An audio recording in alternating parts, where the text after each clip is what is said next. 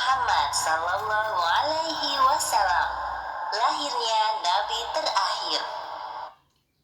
Ribuan tahun lalu, Mekkah hanyalah sebuah lembah di tengah padang pasir, tempat persinggahan para kafilah dagang, yang kemudian diubah menjadi sebuah kota di masa kekuasaan Nabi Ismail alaihi salam. Kota Mekkah juga menjadi saksi atas lahirnya Khatamul Anbiya, penutup para nabi.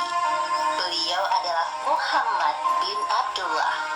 Nenek moyang Nabi Muhammad bernama Hashim bin Abdul Manaf. Saat Hashim berkuasa, kota Mekkah terkenal dengan pusat perdagangannya yang makmur. Tidak ada yang dapat menyaingi kemampuan berdagang masyarakat Mekkah pada saat itu. Namun sayangnya, kehebatan masyarakat Mekkah dalam berdagang tidak sebanding dengan kebiasaan jahiliyah yang sering mereka lakukan. Hei, lihatlah burung itu. Sedari tadi ia terbang di atas kepalaku, lalu berbelok ke arah kiri. Nenekku pernah berkata, jika burung itu berbelok ke arah kiri, maka kau akan tertimpa sial. Benarkah ucapanmu? Ya, tentu saja. Menurut kepercayaan masyarakat jahiliyah, jika burung itu berbelok ke arah kanan, maka nasib baik akan datang. Begitupun sebaliknya. Orang-orang Arab pada masa jahiliyah sangat percaya pada tahayul. Kebiasaan jahil lainnya adalah tentang penyembahan berhala. Awal mula penyembahan berhala di kota Mekkah ketika seorang bernama Amr bin Luhai membawa sebuah berhala besar bernama Hubal dari Syam. Lalu diletakkan berhala Hubal itu di sekitar Ka'bah dan ia menyuruh orang-orang menyembahnya. Ayo cepat, bawa kemari minumannya. Kerongkonganku rasanya kering sekali. Sabarlah sebentar, kawan. Bagaimana kalau kita berjudi sambil minum-minum? Tawaranmu sungguh menggiurkan. Tentu aku tidak bisa melewatkannya kali ini. Hei, kamu yang duduk di sana, panggil para penari untuk menghibur kami. Tidak hanya berjudi dan minum arak, pencurian, perampokan juga hal yang sering terjadi. Sasarannya orang asing yang mereka temui di jalan. Hei kau, cepat turun dan serahkan semua harta yang kalian bawa. Mulai saat ini, kau dan istrimu adalah budak di rumahku. Kalian berdua jangan sekali-kali berani melawanku, atau nyawa kalian melayang. Tak terasa tahun demi tahun berlalu dengan cepat. Kepemimpinan Hashim digantikan oleh pemimpin yang lebih muda dan berkompeten di saat usianya telah lanjut. Sebelum beliau meninggal, Hashim mewariskan banyak sekali harta kepada Abdul Muthalib. Wahai keponakanku, semua ini adalah harta milik ayahmu. Kau pantas mendapatkannya. Terima kasih, wahai paman. Aku akan menggunakan semua harta peninggalan ayahku untuk kebaikan. Saat ini, Abdul Muthalib berperan sebagai si kaya, yaitu orang yang bertugas menyediakan air dan makanan bagi pengunjung Ka'bah. Saat itu, Ka'bah sangat ramai dikunjungi oleh orang-orang, melebihi gereja Al-Quds di Yaman milik Raja Abraha. Namun, seiring berjalannya waktu, persediaan air semakin menipis. Pada saat itulah Abdul Muthalib teringat tentang cerita sumur Zam-Zam. Banyak orang mengatakan bahwa sumur Zam-Zam telah tertimbun tanah ratusan tahun yang lalu, jadi mustahil jika ditemukan. Sepertinya aku harus menemukan sumur Zam-Zam itu. Apalagi tugasku sekarang sebagai Zihoya. Kemudian beliau memanggil salah satu putranya yang bernama Harits. Wahai Harits, anakku, kemarilah. Dapatkah engkau menemaniku mencari sumur Zam-Zam yang telah tertimbun tanah ratusan tahun lamanya itu? Baiklah, dengan senang hati aku siap membantumu mencari sumur Zam-Zam itu, wahai ayah. Abdul Muthalib dan Harits berpencar dalam menggali di beberapa tempat, namun tidak ada hasil. Wahai ayah, apa mungkin sumur Zam-Zam benar-benar telah lenyap tertimbun tanah? Wahai anakku, kalau kita bersabar, Allah akan memudahkan pencarian kita. Orang-orang yang melihat perbuatan Abdul Muthalib dan Harits hanya bisa mencemooh. Wahai Abdul Muthalib, mengapa engkau mengerjakan perbuatan yang sia-sia? Sumur itu telah lama hilang tertimbun tanah. Benar yang dikatakannya, bukan dahulu nenek moyang kita, Mudzaz bin Amr pernah mencari tapi juga tidak berhasil. Sudahlah, biarkan saja dia. Lagi pula kita telah mengingatkannya. Abdul Muthalib terbangun dari tidurnya karena mendengar suara. Ia seperti mendapatkan petunjuk tentang keberadaan sumur Zam-Zam dalam tidurnya. Keesokan harinya, dengan penuh semangat, Abdul Muthalib dan Harits kembali menggali di antara berhala Isaf dan Naila. Tiba-tiba air memancar. Ayah, lihat, ada air. Alhamdulillah. Ayo Harits, gali terus. Sekarang, dengan diketemukannya sumur Zam-Zam, Abdul Muthalib tidak khawatir lagi untuk memenuhi persediaan air dan keperluan bagi pengunjung Ka'bah. Hari demi hari berlalu, Abdul Muthalib merasa kewalahan dalam mengemban tugasnya sebagai sikayah. Untuk itu beliau bernazar. Ya Tuhan, andai saja aku punya 10 anak laki-laki yang dapat membantuku, pekerjaan ini akan terasa lebih ringan. Jika engkau berkenan mengabulkannya, akan aku persembahkan untukmu 1 orang dari mereka. Ternyata takdir menentukan bahwa Abdul Muthalib memiliki 10 anak laki-laki. Saat mereka dewasa, dilakukan undian.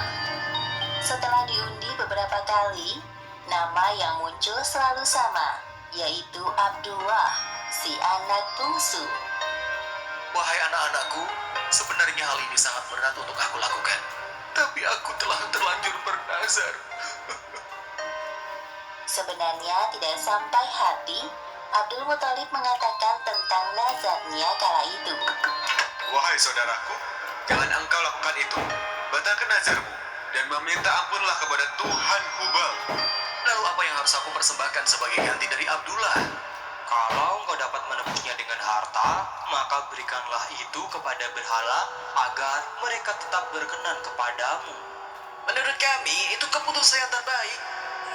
Setelah melakukan perundingan cukup lama, diputuskan bahwa Abdul Muthalib harus menyerahkan 100 ekor unta sebagai ganti dari persembahan Abdullah. Abdullah adalah pemuda baik, sopan dan berwajah tampan. Banyak gadis-gadis Mekah yang tertarik dengannya, apalagi ketika mereka mendengar bahwa nyawa Abdullah setara dengan 100 ekor unta. Mendengar kenyataan bahwa Abdul Muthalib berencana menjodohkan Abdullah dengan anak dari Wahab bin Abdul Manaf, para gadis Mekah itu tentu kecewa. Allah Subhanahu wa Ta'ala telah menentukan jodoh Abdullah dengan Aminah, gadis yang memiliki nasab yang paling baik di kalangan suku Quraisy. Akhirnya mereka berdua menikah. Wahai istriku, musim semi telah tiba. Ini tandanya aku harus melakukan perjalanan dagang ke Syam. Pada saat itu, Aminah sedang hamil muda. Jika itu memang kewajibanmu, pergilah wahai suamiku. Meskipun sesungguhnya, aku sangat berat untuk melepas kepergianmu. Simpan kekhawatiranmu, wahai istriku. Aku sekarang ini harus bekerja keras untuk calon bayi yang ada di dalam kandunganmu ini. Keesokan harinya, Abdullah berangkat bersama kafilah dagang yang lain.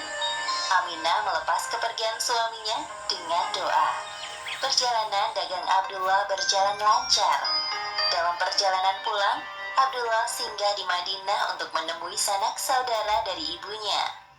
Ketika beristirahat, tiba-tiba Abdullah merasakan kesakitan dan merasa tidak sanggup melanjutkan perjalanan. Wahai kawanku, sepertinya aku tidak sanggup untuk melanjutkan perjalanan ke Mekah. Tolong sampaikan kabar tidak baik ini kepada ayahku. Baik, wahai Abdullah, aku akan menyampaikannya kepada Abdul Muthalib sesampainya di Mekah. Ketika berita itu sampai ke telinga Abdul Muthalib, beliau segera menyuruh anak sulungnya, Harits, untuk melihat kondisi Abdullah dan mengajaknya untuk pulang ke Mekah. Namun setibanya Harits di Madinah, Abdullah telah meninggal beberapa saat sebelum kau datang, wahai Harits.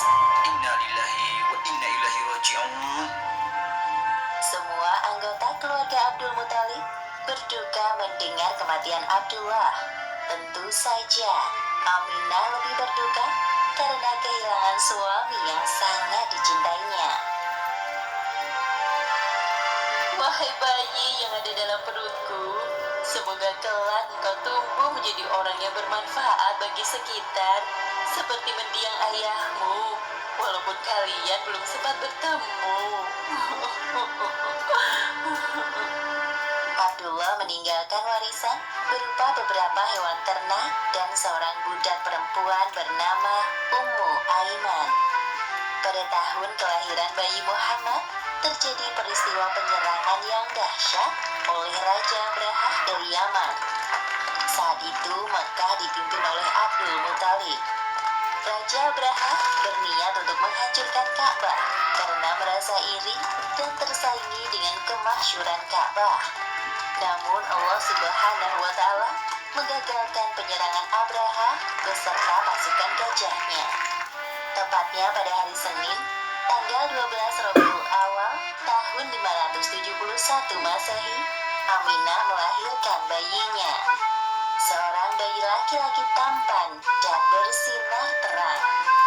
Semua keluarga besar bersuka cita dengan kelahiran Muhammad, seolah-olah Abdullah hadir kembali di tengah-tengah mereka. Kehadiranmu mengingatkanku pada ayahmu. Sungguh, mana wajahmu mengingatkanku akan ayahmu, wahai cucuku. Dengan penuh sukacita, Abdul Muthalib menggendong cucunya untuk bertawaf di Ka'bah. Ya Allah, terima kasih atas hadiah terindah ini. Aku sangat bersyukur atas kelahiran bayi ini. Akan kuberi nama dia Muhammad. Setelah lewat 7 hari, Abdul Muthalib menyembelih unta sebagai ungkapan rasa syukur atas kelahiran bayi Muhammad. Wahai Abdul Muthalib, siapakah nama bayi ini? Aku memberinya nama Muhammad. Semoga kelak bayi ini menjadi orang yang terpuji dimanapun ia berada. Aminah memandang bayinya dengan perasaan bahagia, seperti doa yang selalu ia panjatkan. Allah Subhanahu wa Ta'ala telah menakdirkan Muhammad menjadi orang yang berpengaruh dalam mengubah sejarah dunia. Seperti yang disebutkan dalam Al-Quran, Surat Al-Anbiya ayat 107. Dan tiadalah kami mengutus kamu, Muhammad, melainkan untuk menjadi rahmat bagi semesta alam. Demikianlah akhir kisah lahirnya Nabi terakhir, Muhammad Sallallahu Alaihi Wasallam. Beberapa hikmah yang dapat kita ambil dari kisah ini, diantaranya, pertama, kesabaran dan niat baik dalam melakukan pekerjaan akan dimudahkan oleh Allah Subhanahu wa Ta'ala, seperti tekad kuat Abdul Muthalib dalam menemukan sumur Zam-Zam untuk memakmurkan Ka'bah. Kedua, jangan terlalu lama larut dalam kesedihan, karena semua yang bernyawa pasti mati dan digantikan dengan generasi baru, seperti kelahiran bayi Muhammad yang menjadi penyejuk hati bagi keluarganya setelah kematian Abdullah. Wallahu a'lam bishawab.